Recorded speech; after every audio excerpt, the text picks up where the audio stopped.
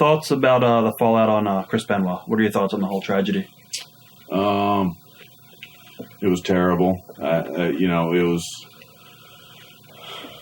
I mean, it was just a tragic deal and shouldn't have happened. And people blame it on a lot of stuff, but nobody knows what was going on between Nancy and Chris. You can't blame it on steroids. You can't blame it on drugs. You can't blame it on anything because nobody knows what was going on in that household. Right. I talked to Chris that day at 11:30. Left the doctor's office and he called me because I was supposed to go see him that week because I was off. And I was because sometimes, like when I'm off, I'll drive up to Atlanta and we'll have lunch together or whatever. So you're really close to Chris? Yeah. Okay. And just for something to do, I'd go up there and he'd want to get out of the house. And I didn't go. And he called me and he asked me, he said, why the fuck didn't you come over? I'm like, well, I knew you just got home, and I figured you want to spend some time with Nancy, blah, blah, blah. No, I was waiting for you to call me. We were going to go get something to eat and blah, blah, blah, all that. And it's like, okay, well, next time I'll come over, Chris. And, and he's like, all right. And I said, he said, what have you been doing? Just small talk. Right. And then I said, how you and Nancy getting along? Because I knew they weren't getting along that well. He said, she's acting like Hitler. I'm like, oh, okay. And I just kind of laughed it off a little bit because the way he said it, was kind of comical in a sense. Right. Nothing comical about what happened. Don't get me wrong. No disrespect to Nancy or anything. But it was...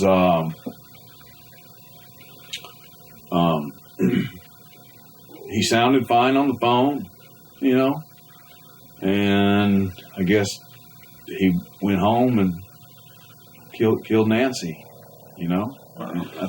I think I was the last person he talked to before he killed her. Wow. So I think I was, but we were close. It was, it bothered me a little bit because I felt like, because you never know if I'd have went up there that Wednesday and ate with him, it might have changed everything on Friday. Or, I'm sorry, on Wednesday when he got home, or whatever day it was he got home. But I felt like it might have changed everything, because you understand what I'm saying? Yeah, definitely, 100%. It could have changed the events that took place, and right. Maybe they wouldn't have gotten a fight that day, or if I'd have went there and hung out with them, and I don't know, and it bothered me for a little while that well, shit, I should have went and saw him because then maybe it wouldn't have happened, right? But and then I just had to realize, shit happens. Some people say his behavior was kind of odd leading up to the whole tragedy, as far as him being paranoid and all. Did you ever see that in Chris? No, because we rode together for a little while before all that happened. Right. And he's just normal Chris, quiet, laid back, just polite to everybody. Do you think it's too easy for, actually, let me backtrack. Do you think the government at all would get involved after that happened with the whole concussions and drugs? Did you think that was going to happen? Or? Oh, yeah, I knew it would.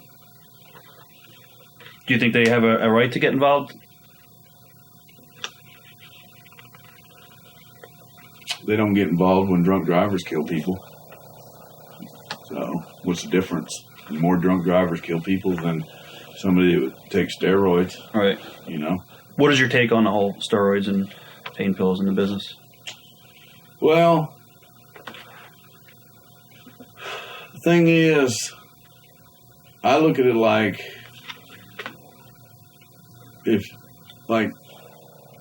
our bodies go through a lot. And everybody takes something because there's no way humanly possible you can go night after night after night with the injuries you have and not take anything. You have to. Right. And as far as the steroids, I was taking Deca and that helped my joints.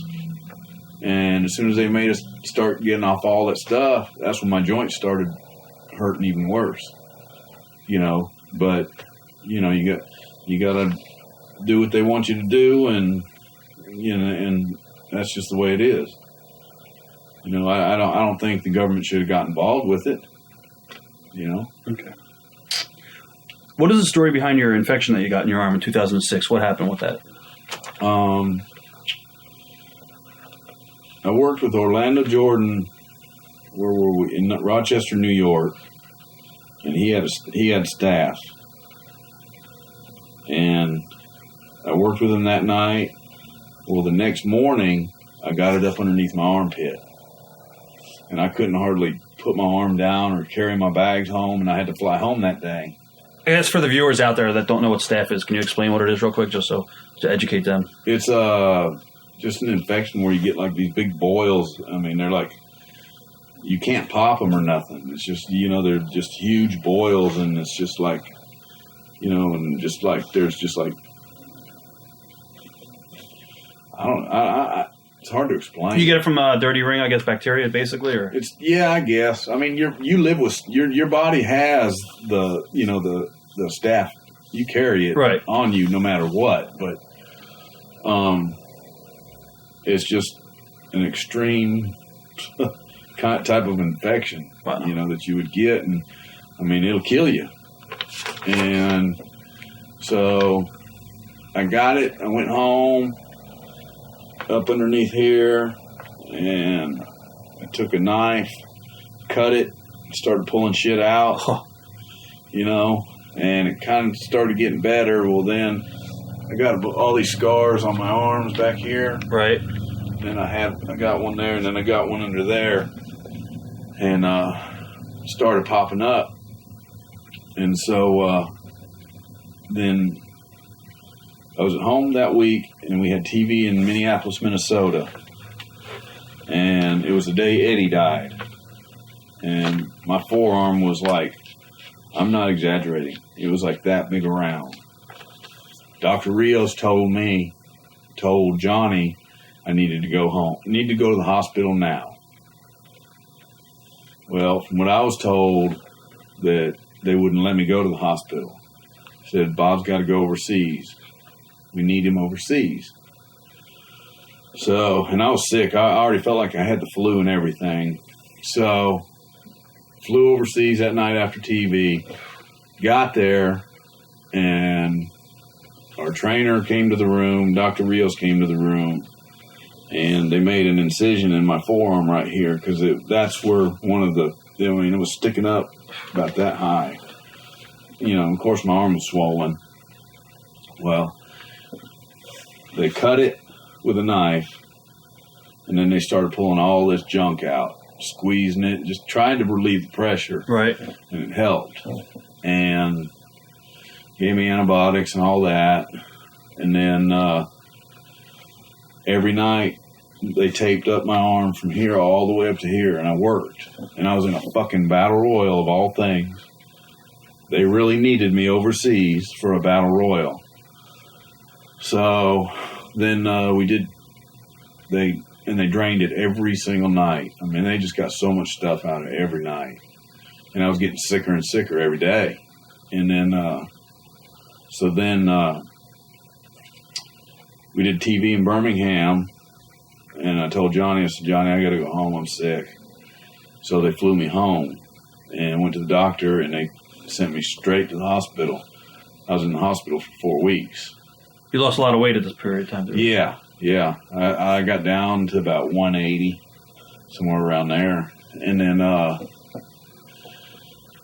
so then what they had to do is they had to put a PICC line in my bicep right here, and it goes all the way in across here to your heart, Right. And it releases vancomycin, which was the strongest antibiotic there is. Well, I still wasn't getting better. So then they had to do a surgery because the infection got in my bone. So they had to clean it out of my bone. So then I was in the hospital another 2 weeks. And they said, if that doesn't clear it up, we're going to have to amputate your arm. So what was going through your mind at this point in time? I was sitting there thinking, they should have sent me home. I was pissed. I was fixing to get in touch with my attorney is what I was fixing to do. Right. You know, and because the doctor told me, said, if you would have went straight from the hospital, straight from the arena to the hospital that night, you'd have been there 4 days, you'd have been over it. And I wasn't, you know. And then, so after I was in the hospital for 4 weeks, they sent me home for another 3 or 4 weeks on an IV. So I laid in bed with an IV in me, pumping me full of this shit. And they had a nurse come to my house twice a day. And then it finally went away. Wow. So, Did any of the boys or the office stay on top of you and make sure you're okay?